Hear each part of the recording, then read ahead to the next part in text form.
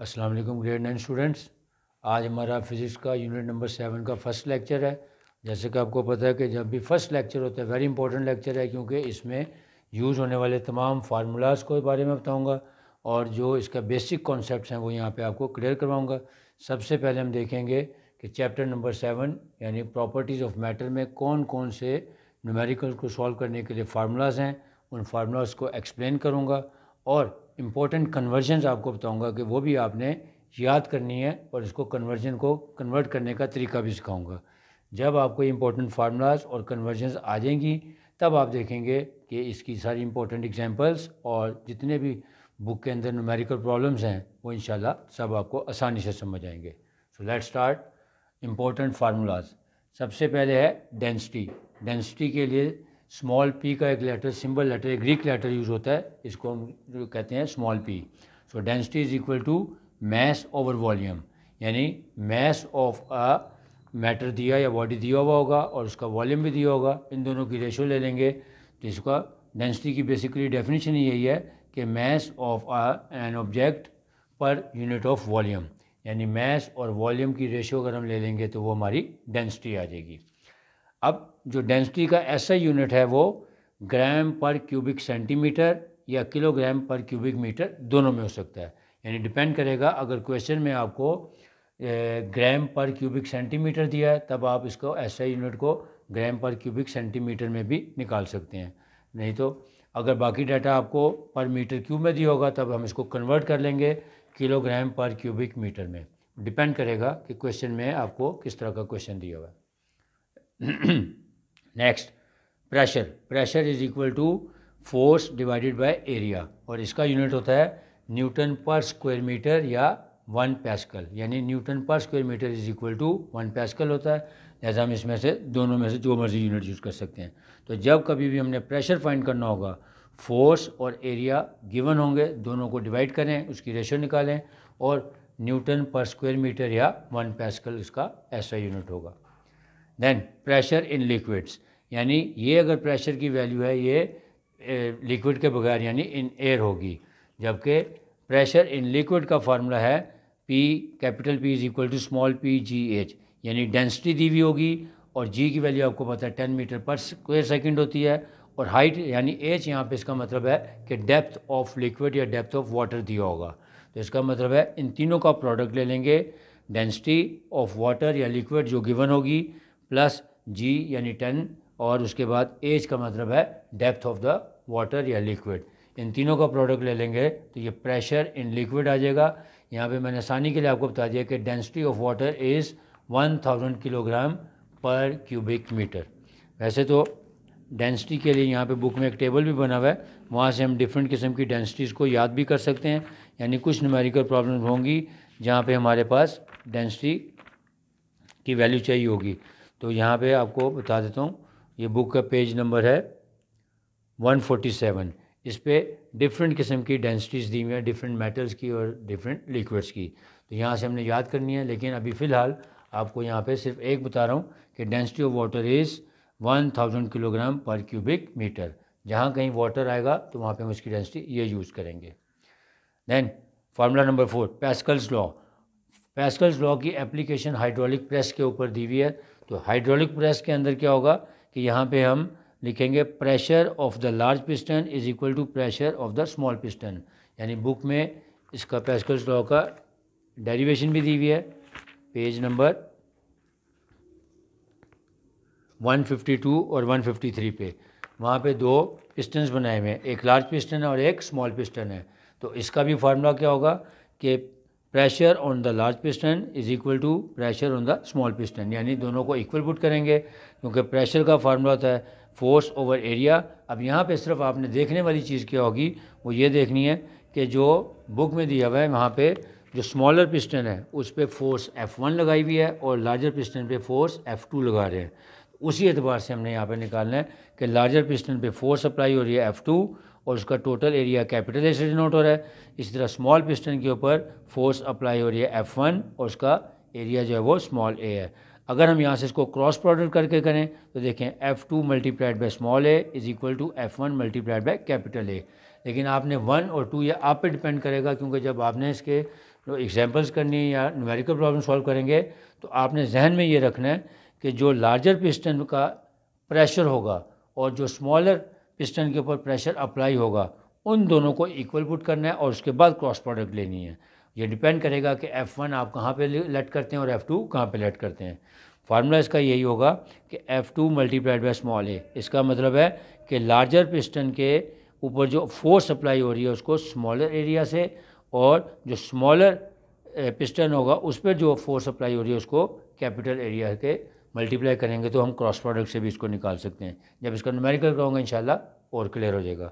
याद ये रखना है कि pressure on the larger piston is equal to pressure on the smaller piston. फिर यंग्स मॉडुलस। यंग्स मॉडुलस का फार्मूला है y is equal to stress over tensile strain. Stress का फार्मूला होता है फोर्स ओवर एरिया, यानी कि pressure ही है वही स्ट्रेस और प्रेशर का सेम फार्मूला है। और टेंसाइल स्ट्रेन का फार्मूला होता है delta L over L naught, यानी change in length divided by original length. कि जब भी किसी चीज़ को हम इलास्टिसिटी चेक करते हैं उसको देखते हैं कि उसकी ओरिजिनल लेंथ क्या थी और उसको स्ट्रेच करने के बाद जो उसमें चेंज आती है उसकी रेशो ले लें तो वो टेंसाइल स्ट्रेन होती है। लिहाजा जब हम इसको इसमें वैल्यूज पुट करेंगे तो F over A multiplied by delta L over L not, इसका रेसिप्रोकल ले लेंगे तो फार्मूला हमारा बन जाएगा F over A multiplied by L not over delta L, यानी original length divided by change in length. इसको मल्टीप्लाई कर देंगे F ओवर A यानी प्रेशर से, तो ये हमारे पास यंग्स मॉडुलस की वैल्यू आ जाएगी। उसके बाद formula number 6, density of an object in liquid. यानी अगर तो डेंसिटी थी, जैसे मैंने फार्मूला बताया density is equal to mass over volume, यानी ये क्या है, ये वो वैल्यू है जो डेंसिटी जो आपने एयर में रखी हुई है। जब हम किसी चीज़ की डेंसिटी ऑफ एन ऑब्जेक्ट निकालेंगे इन लिक्विड तब इसका फार्मूला चेंज हो जाएगा, क्योंकि आपको पता है कि जब भी हम किसी भी रॉड को या किसी भी लकड़ी को जब हम पानी में डालेंगे या किसी भी सॉलिड चीज़ को जब हम पानी में डालते हैं तो उसका वेट कम हो जाता है। तो वो आप देखेंगे आप ऐसे डालेंगे तो वो इस तरह हो जाएगा। इसका मतलब है कि जब भी कोई सॉलिड चीज़ को हम पानी में डिप करते हैं या इमर्स करते हैं तो उसका वेट कम लगता है, उसको कहते हैं लॉस ऑफ वेट। तो उसका फार्मूला ये हो जाएगा कि density of an object in liquid is equal to capital D is equal to W1 over W1 minus W2 multiplied by P, यानी डेंसिटी ऑफ द वाटर। अब यहाँ पे मैंने सपोज किया हुआ है कि W1 क्या होगा, original wait in the air, यानी अगर कोई चीज़ सॉलिड फॉर्म में है उसका जो ओरिजिनल वेट है वो हमारा W1 होगा, फिर divided by W1 minus W2 which is equal to the loss of the weight. कि जब हम उसको पानी में इमर्स या डिप करेंगे तो उसका वेट कम हो जाएगा। तो वो कैसे पता लगेगा कि जो ओरिजिनल वेट है और जो उसका न्यू वेट होगा उन दोनों का डिफरेंस ले लेंगे, तो इसको हम कहते हैं लॉस ऑफ वेट, यानी original weight divided by loss of weight multiplied by density of liquid या डेंसिटी ऑफ वाटर। तो डेंसिटी ऑफ वाटर मैंने भी यहाँ पे लिखा है कि 1000 किलोग्राम पर क्यूबिक मीटर होती है। तो यानी जब भी हमने density of an object in liquid find करनी होगी तो इस फार्मूले की मदद से करेंगे। जो उसका ओरिजिनल वेट होगा वो लेंगे और उसका जो वेट पानी में डालने के बाद जो लॉस होगा उसकी रेशो लेके उसको डेंसिटी ऑफ वाटर से मल्टीप्लाई कर देंगे। Then formula number 7, upthrust of liquid या अपथ्रस्ट ऑफ वाटर। आपको पता है कि अपथ्रस्ट भी जो सी होती है वो फोर्स होती है। जो अपथ्रस्ट का मतलब होता है कि जब हम देखते हैं कि पानी में चीज़ें जो होती हैं वो फ्लोट क्यों कर रही होती हैं, उसकी फ्लोट करने की वजह ये होती है कि जो अपथ्रस्ट ऑफ वाटर है वो उस बॉडी के ऑब्जेक्ट के वेट के इक्वल हो जाता है, इसलिए चीज़ें फ्लोट करती हैं। जब भी वेट ऑफ द ऑब्जेक्ट जो है वो पानी के अपथ्रस्ट से ज़्यादा होगा तो वो सिंक कर जाएगी यानी डूब जाएगी, लेकिन अगर वो उसके इक्वल या उससे ज़्यादा होगी तो वो उस पर फ्लोट करती है। तो अपथ्रस्ट ऑफ वाटर या लिक्विड फाइंड करने का फार्मूला क्या है, अपथ्रस्ट ऑफ वाटर एक फोर्स है, इसका फार्मूला है PVG, यानी डेंसिटी ऑफ वाटर दी होगी, वॉल्यूम ऑफ द ऑब्जेक्ट दिया होगा और G आपको पता है 10 मीटर पर सेकेंड होता है, 10 मीटर पर स्क्वायर मीटर 10 ms-2 यानी पर स्क्वायर सेकेंड। तो G की वैल्यू और P और V तीनों का प्रोडक्ट ले लेंगे तो ये अपथ्रस्ट ऑफ द वाटर आ जाएगी। अब इन फार्मूलाज के साथ साथ अब इम्पोर्टेंट कन्वर्जन्स आपको सिखाने लगा हूँ कि इम्पोर्टेंट कन्वर्जन्स का मतलब क्या है कि यहाँ पे हमने देखना है कि डेंसिटी जैसे मैंने कहा है कि ग्राम पर क्यूबिक सेंटीमीटर या किलोग्राम पर क्यूबिक मीटर होती है, तो इसके यूनिट्स आपने कैसे कन्वर्ट करने होते हैं। वैसे मैंने यहाँ पे यूनिट्स लिख के दे दिए हैं, ये आपने याद कर लेने हैं, आप इसको भी यूज़ कर सकते हैं, लेकिन ये कैसे बने इसको बनाने का तरीका भी सिखाऊंगा जो आपके सामने है।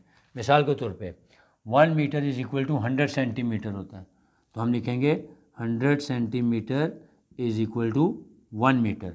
अब मुझे अगर क्यूबिक सेंटीमीटर या स्क्वायर सेंटीमीटर की वैल्यू निकालनी है तो क्या करूँगा मैं, सपोज स्क्वायर निकालना है तो मैं दोनों साइड का स्क्वायर ले लेता हूँ, तो ये हो जाएगा 100 का स्क्वायर लेंगे, यानी ये हो गया 10 की पावर 2 सेंटीमीटर का square is equal to 1 square metre. तो ये हो गया अब 2 2 ज़ार 4, यानी 10 की power 4 centimetre square is equal to 1 square metre.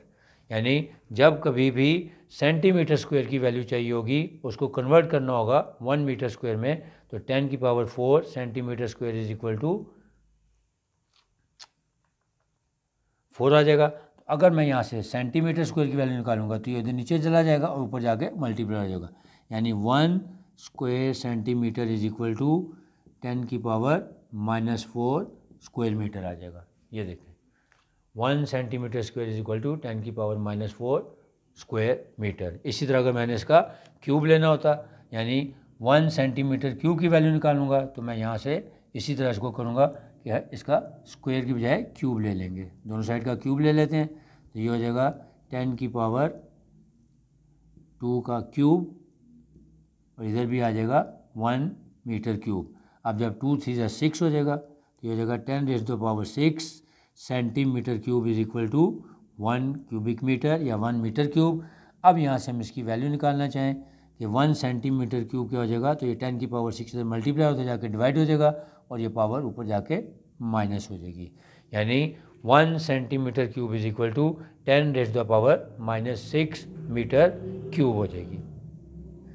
तो एक तो ये तरीका है कि आपने इसको कैलकुलेट करने का तरीका भी सीख लिया, लेकिन क्योंकि क्वेश्चंस में हमने सिर्फ वैल्यूज अप्लाई करनी होती हैं तो आप ये कन्वर्जन्स याद भी कर सकते हैं।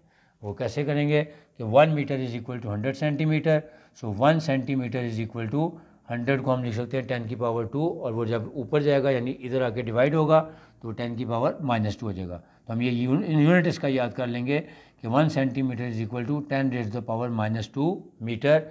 फिर जब हम इसका स्क्वायर लेंगे तो 1 centimetre square is equal to, अब देखें दोनों साइड का मैंने स्क्वायर लिया, तो हो जाएगा 1 centimetre square is equal to -2 को 2 से मल्टीप्लाई करेंगे तो -4 हो जाएगा, यानी हो जाएगा 10 raise to the power -4 metre square.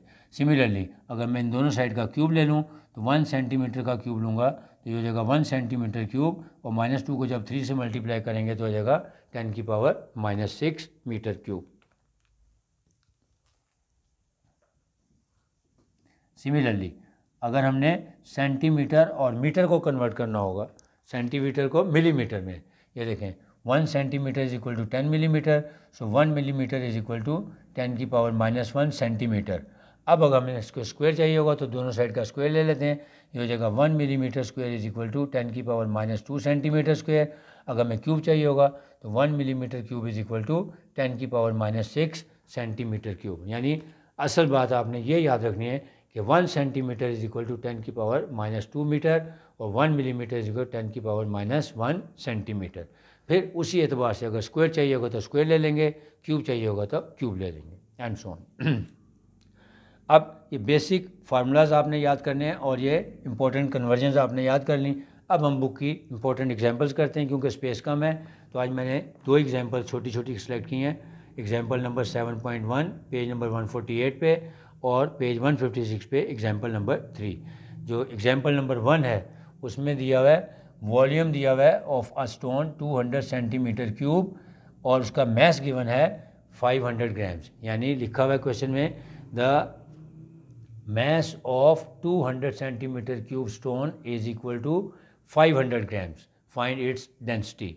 यानी मैस दिया हुआ है 500 ग्राम्स और जो वॉल्यूम गिवन है वो है 200 सेंटीमीटर क्यूब। अभी मैंने आपको क्वेश्चन में स्टार्ट में बताया था कि जो ऐसे यूनिट है डेंसिटी का वो ग्राम पर क्यूबिक सेंटीमीटर भी हो सकता है और किलोग्राम पर क्यूबिक मीटर भी हो सकता है, क्योंकि यहाँ पे हमारे पास वॉल्यूम जो है वो क्यूबिक सेंटीमीटर में दिया हुआ है और मैस ग्राम में दिया हुआ है, लिहाजा हम इसको किलोग्राम या मीटर में कन्वर्ट किए बगैर भी निकाल सकते हैं और आंसर हमारा ग्राम पर क्यूबिक सेंटीमीटर आ जाएगा। लिहाजा इसको कन्वर्ट किए बगैर करेंगे। To find density using formula density is equal to m/v, यानी मैस ओवर वॉल्यूम। मैस दिया हुआ है हमें 500 डिवाइडेड बाय वॉल्यूम हमारे पास है 200। 500 डिवाइडेड बाई 200 करेंगे तो आंसर आ जाएगा 2.5 ग्राम पर क्यूबिक सेंटीमीटर। क्यों? क्योंकि मैंने इसको मीटर में कन्वर्ट नहीं किया और आपको बता दिया कि जो ऐसे यूनिट है वो डेंसिटी का ग्राम पर क्यूबिक सेंटीमीटर भी हो सकता है। जैसे लिखेंगे hence the density of the stone is 2.5 ग्राम पर क्यूबिक सेंटीमीटर। अब एग्जाम्पल नंबर 7.3 पेज नंबर 156।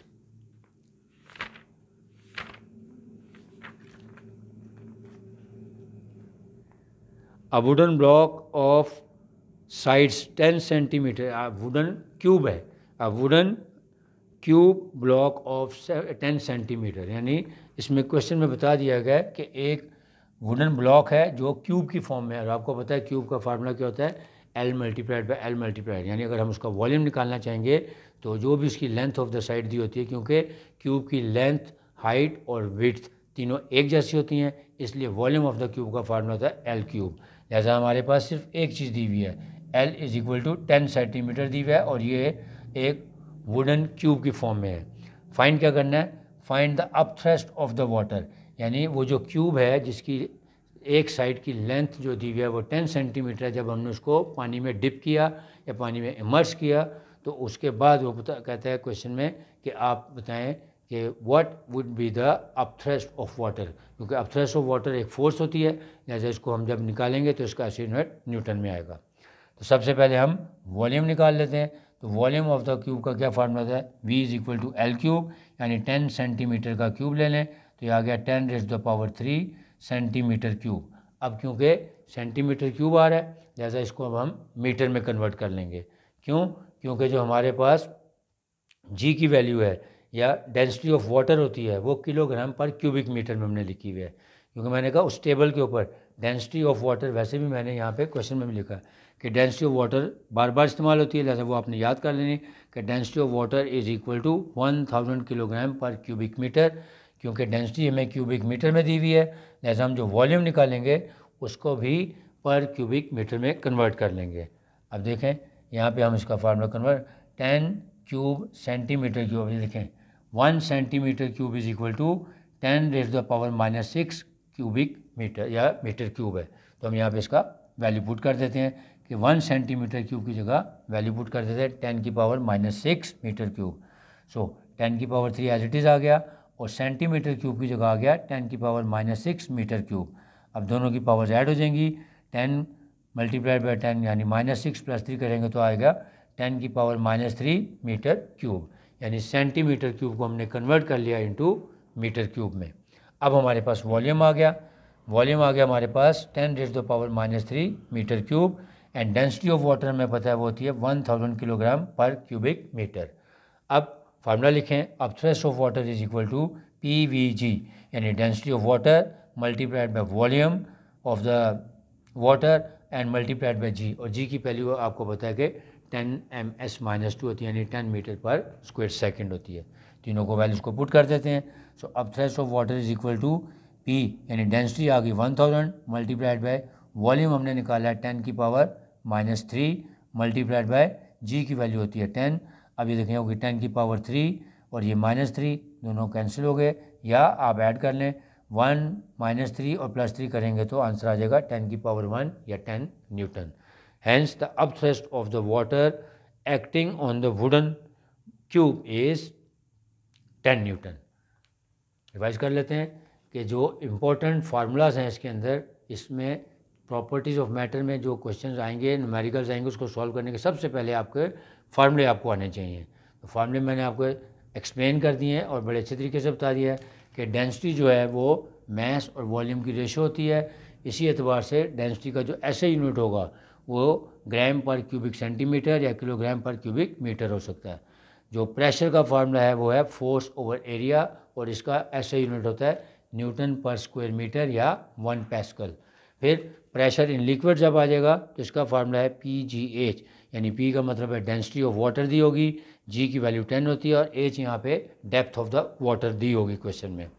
फिर पैस्कल्स लॉ हाइड्रोलिक प्रेस के ऊपर मैंने बताया कि जब भी आपने हाइड्रोलिक प्रेस वाला क्वेश्चन करना है तो आपने देखना है कि 2 पिस्टन होंगे, एक लार्ज पिस्टन होगा और एक स्मॉल पिस्टन होगा।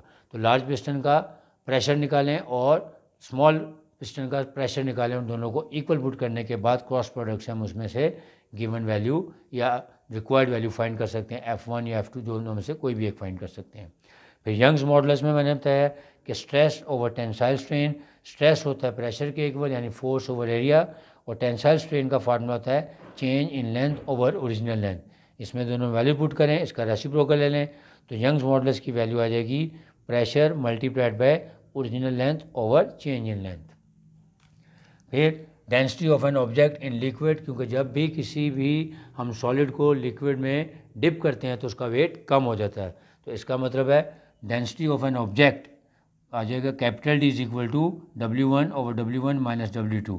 W1 का मतलब होगा उसका ओरिजिनल वेट और W1 माइनस W2 का मतलब होगा लॉस ऑफ वेट, कि पानी में डिप करने के बाद उसका वेट लूज हुआ है वो निकालेंगे और उसको डेंसिटी ऑफ वाटर से मल्टीप्लाई कर देंगे। और अब थ्रस्ट ऑफ वाटर निकालने के लिए फार्मूला यूज करेंगे PVG यानी density of water volume of water multiplied by G यानी 10। उसके बाद हम ये हैं जो क्वेश्चन मैंने दोनों एग्जांपल्स करवाई हैं, दोनों में देखें।